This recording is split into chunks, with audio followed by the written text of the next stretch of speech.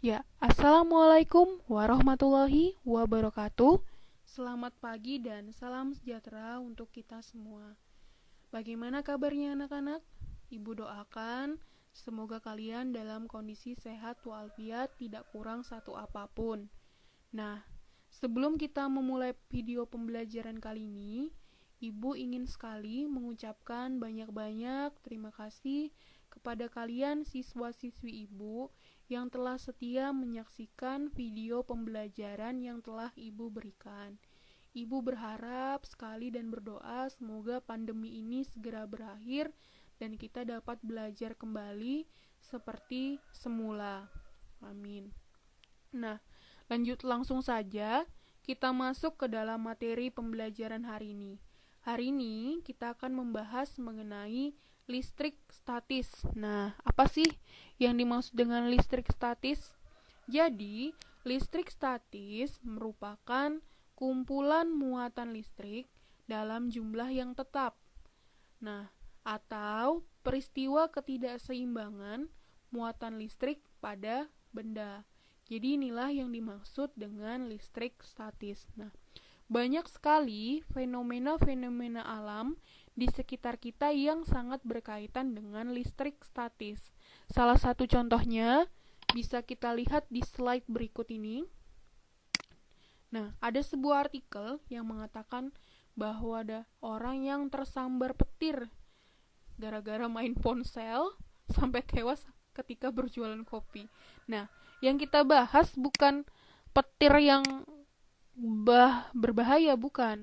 Nah, tapi yang mau kita bahas apa sih yang menyebabkan petir itu bisa terjadi. Jadi, nah di sini ada gambaran secara singkat proses terjadinya petir. Nah, seperti yang kalian lihat di gambar ini, kalian bisa saksikan di gambar, terdapat ion positif dan ion negatif. Jadi di awan itu ada ion positif dan ion negatif, serta terdapat partikel air. Nah, seperti yang kita ketahui bahwa partikel air merupakan konduktor atau penghantar listrik yang sangat baik. Nah, dengan adanya ion positif dan ion negatif ini, nantinya akan menyebabkan perbedaan potensial. Nah, perbedaan potensial itulah yang nantinya akan menyebabkan petir yang akan turun ke bumi. Bumi di sini kita anggap netral. Nah, bisa kalian baca di sini, muatan negatif turun ke bumi, muatan listrik positif naik dari tanah, kemudian keduanya bergabung lalu membentuk petir yang menyambar ke bumi. Nah, pada saat petir terjadi, kalian sangat-sangat dihimbau untuk menghindari tempat yang terbuka, karena biasanya petir itu menyerang tempat-tempat yang atau benda yang posisinya paling tinggi. Kemudian tanah yang lapang. Jadi kalau nanti kalian hujan-hujan, lagi hujan, baru ada petir, tuh jangan keluyuran, malah main hujan. Kesambar petir, ayo gimana? Bahaya kan? Tuh. Nah, bisa kalian lihat di sini. Tuh, lanjut lagi kita. Nah, kalau yang ini pasti kalian sudah nggak asing. Sudah pernah lah di SMP pastinya atau SD. Tuh ada penggaris plastik. Ingat ya, penggarisnya plastik. Penggarisnya plastik, kemudian digosok di rambut atau digosok di kain sampai panas penggarisnya, baru kita dekatkan ke potongan-potongan kertas yang kecil.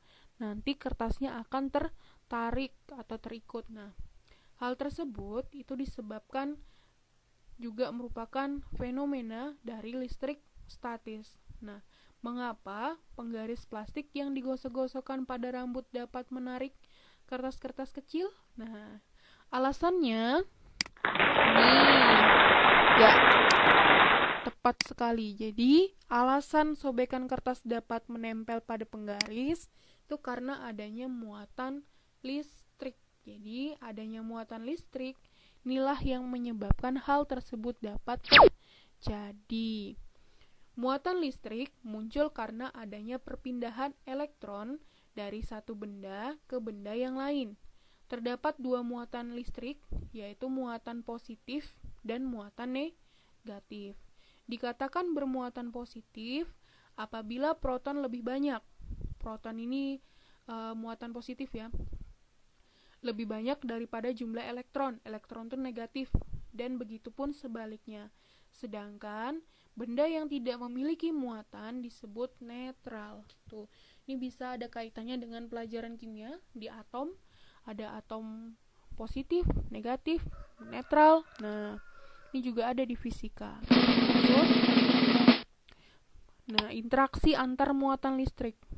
Nah, sebelum masuk ke interaksi muatan listrik, kita mau bahas dulu jenis-jenis muatan listrik. Jadi, muatan listrik itu jenisnya ada 2. Yang pertama, muatannya positif, kemudian muatan negatif. Muatan positif itu dia bentuknya seperti ini, arah panahnya keluar. Jadi, arah panah dari muatan positif, ini muatannya. Nah, kemudian panahnya itu dia keluar. Berbeda dengan negatif. Kalau negatif, arah panahnya, muatannya masuk ke dalam. Tuh, jadi perbedaan antara muatan positif sama negatif terletak pada tanda panahnya ini. Tuh. Nah, interaksinya seperti ini. Yang pertama, ini ada 2 buah muatan positif. Nah, 2 buah muatan positif, jika dia didekatkan atau berada dalam tempat yang sama, dia nggak akan saling berhubungan, tapi dia akan saling tolak menolak.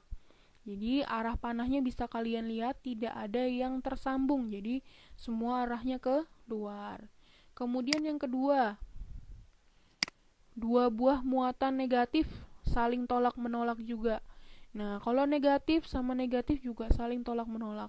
Panahnya juga nggak ada yang saling terhubung. Nah, yang terakhir itu kalau misalnya satu muatan negatif, satu muatan positif, dia akan saling tarik menarik. Jadi dia terhubung seperti ini, tarik menarik. Nah, nggak putus istilahnya garisnya antara muatan positif dengan muatan negatif.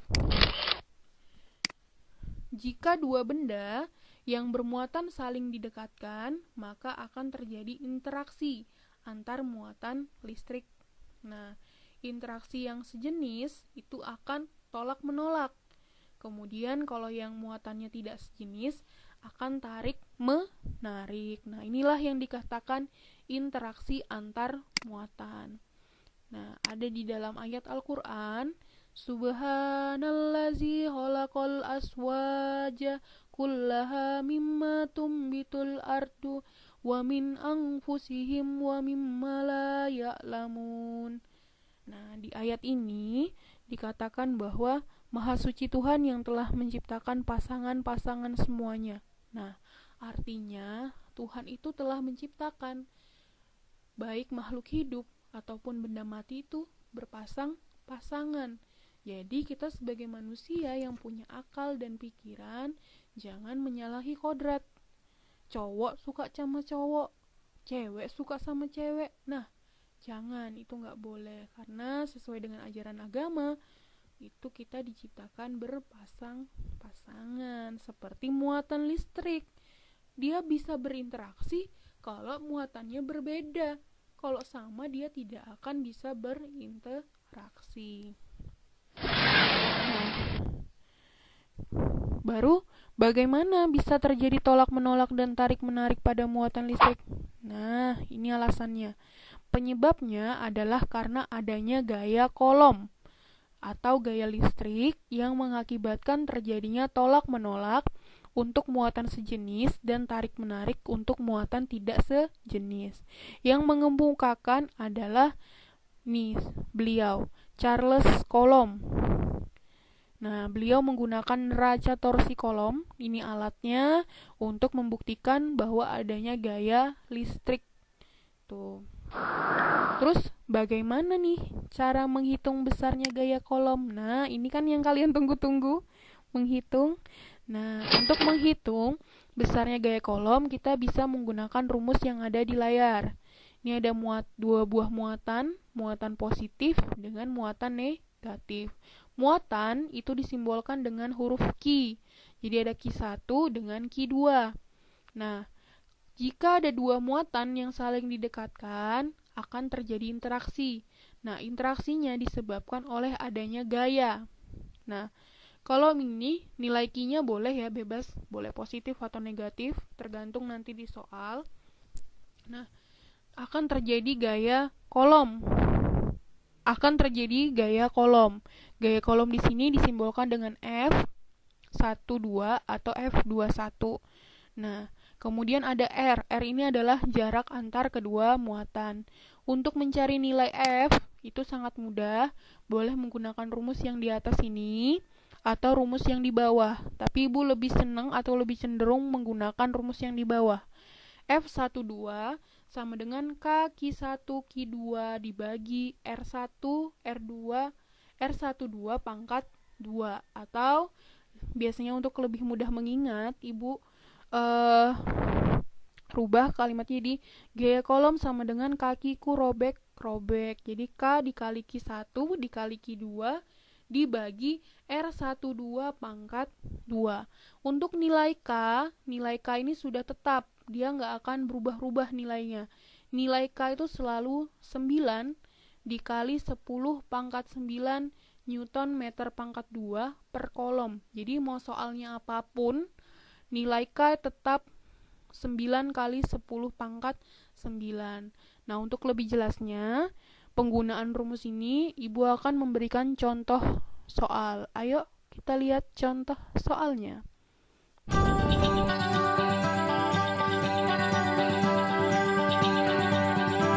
Kita akan bahas contoh soal yang pertama, mengenai hukum kolom.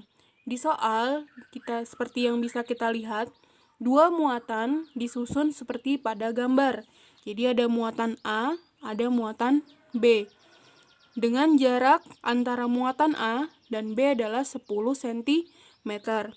Jika QA sama dengan 8 mikrokolom dan QB sama dengan negatif 5 mikrokolom, berapakah besar gaya listrik yang bekerja pada kedua muatan? Nah, untuk menyelesaikan soal ini, pertama adalah kita tulis dulu diketahui. Yang pertama, QA. QA nilainya 8 mikrokolom. Tanda plus di sini hanya menunjukkan bahwa dia bermuatan positif. Kalau dia mikrokolom harus dirubah jadi 8 kali 10 pangkat min 6 kolom. Jadi satuannya berubah jadi kolom. Kemudian QB.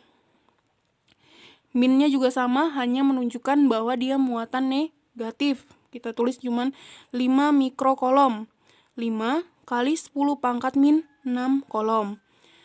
Kemudian RAB, jarak antara A dan B. Jarak antara A dan B adalah 10 cm. 10 cm. Kita harus dirubah menjadi meter. Jadinya 10 dikali 10 pangkat min 2 meter. Bu, kenapa min 2? Nih, kalau pakai tangga, ini meter, desimeter, sentimeter. Dari senti ke meter itu naik 1, 2. Naik 1 dikali 10 pangkat min 1. Naik 2 dikali 10 pangkat min 2. Ya, kalau sudah, yang ditanya adalah F-nya. Berapa F-nya? Nah, ini tinggal kita cari dengan menggunakan rumus yang tadi sudah Ibu beritahu. F sama dengan K. F sama dengan K dikali Q1 ya kalau di Ibu contoh. Tapi boleh dirubah jadi QA, tergantung dengan yang diketahui di soal. F sama dengan K dikali QA per QB dibagi RAB pangkat 2. Rumusnya ini. Jadi, mau 1, mau 2, mau A atau B itu sembarang. Nggak masalah. Yang penting rumusnya tetap F sama dengan K dikali Q dikali Q per R pangkat 2. Kita masukkan. Berarti nilainya K itu selalu 9 kali 10 pangkat 9. Itu selalu, nggak berubah. Jadi 9 kali 10 pangkat 9 dikali, ini 8 kali 10 pangkat min 6. Ya, dikali 5 kali 10 pangkat min 6 dibagi, baginya adalah 10, R-nya nilainya 10 kali 10 pangkat min 2 pangkat 2. Dah. Kalau sudah seperti ini, tinggal kita hitung. Caranya menghitung adalah kita kalikan dulu 9 kali 8 dikali 5. Berarti 9 kali 8 kali 5, 9 kali 8 itu 72. 72 dikali 5 itu dia berarti berapa 72 kali 5? 72 dikali 5 itu nilainya adalah 360 ya. Kemudian dikali, baru kita lihat kali 10. Nah, 10 di sini pangkatnya 9, pangkat min 6, pangkat min 6.